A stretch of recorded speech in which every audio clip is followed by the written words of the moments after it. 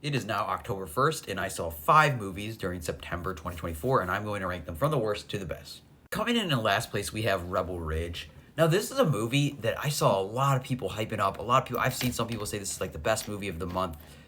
One of them at least. And like, for me, I just couldn't get into it. I thought that the acting was good. Aaron Pierre is great. I thought, for me, just the plot, I just couldn't get into. There are some really cool action scenes, I think, especially like towards the end.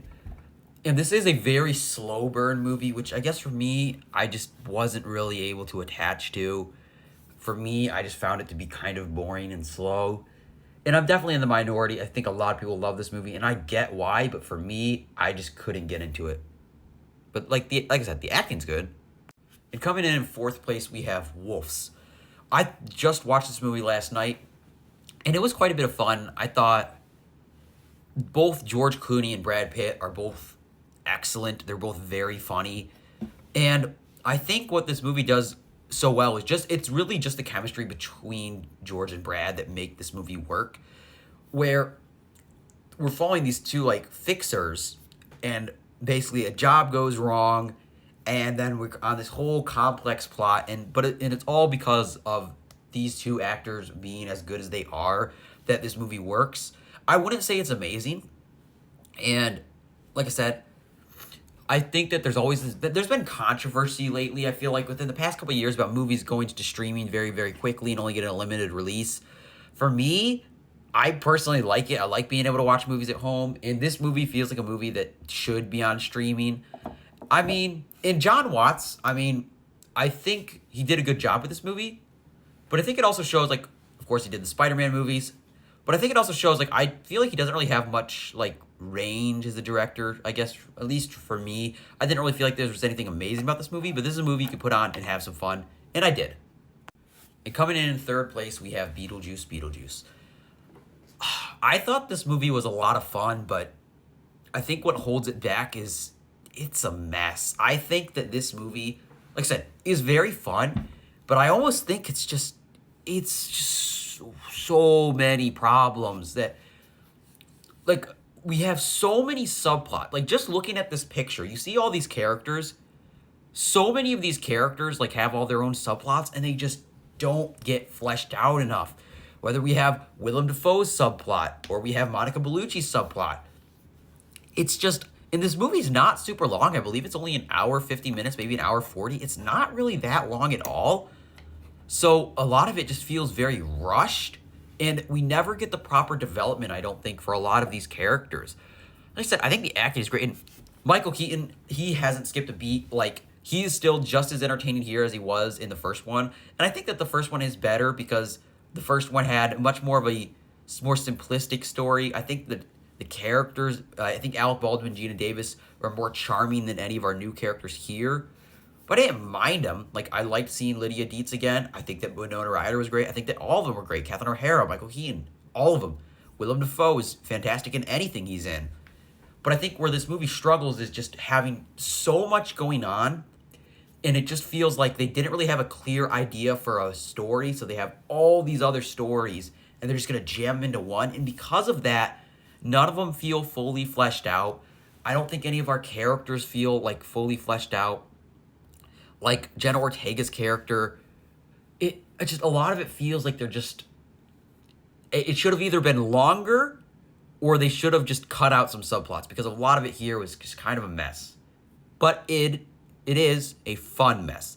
This is a movie I would watch again, even though when I was watching it, like, part of me was like, oh no, not this, because you can just tell. It's a movie that you can almost tell that there's going to be a problem, and there is, but it's a fun mess. It's a mess, but a fun one. And coming in second place, we have Speak No Evil. I thoroughly enjoyed this movie, and this is like a movie, like, of all the movies I've seen this month, I'd say this one is just great.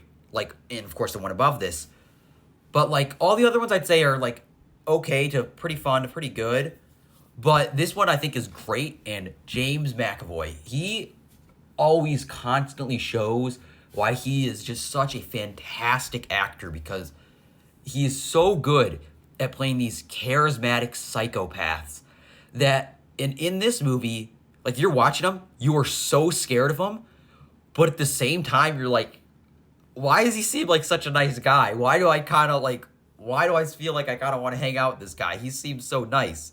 He's so charming, but at the same time, just so quickly, he can just be terrifying. And this movie, I think, it's a very unique horror movie because it's not necessarily very scary, but it is very uncomfortable. Where you have just this family just kind of ignoring these like just basics rules, and like whether they're trying to parent somebody else's kid, you're like, don't do that, and it just makes everything feel uncomfortable. Well, you'll have James McAvoy characters say something that is just very inappropriate and very personal, but because this other family is the guest, they don't want to be rude and call him out on it, and you're just sitting there just awkwardly. And like I said, that's what this movie is. It's a very uncomfortable movie and a very entertaining one. Like I said, James McAvoy, so good. All the performances are good, but James McAvoy just knocked it out of the park. Very uncomfortable movie. It can be very funny at times because of the uncomfortableness of it. But overall, I thought this was a very solid film. And coming in at number 1, we have The Wild Robot. This movie is the best animated movie of the year, and I think that it is one of the best movies of the year.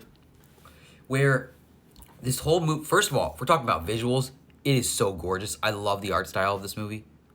But I think what this movie just also does so well is like,